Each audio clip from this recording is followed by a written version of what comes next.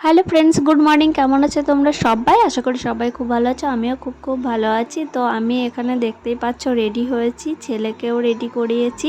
এখন যাব একটু বাবার বাড়িতে ঘুরতে।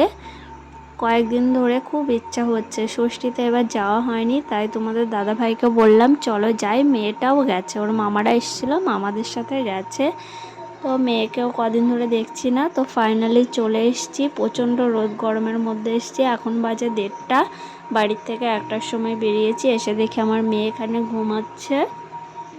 তারপরে পাপাকে রেখে আমি চলে এসেছি সোজা রান্নাঘরে খেতে। সকালবেলা আসবো করে এত খুশি ছিলাম, এর জন্য খাওয়াই হয়নি। আর দেখবা যেদিন এদিক ওদিক যাওয়া হয় সেদিন কিন্তু ভালো খাওয়া হয় না। এখানে মা রান্না করেছে মাছের ঝাল, উচ্ছে ভাজা, মাংসর ঝোল। মাংসটা দেখো দারুণ লাগছে কিন্তু দেখতে।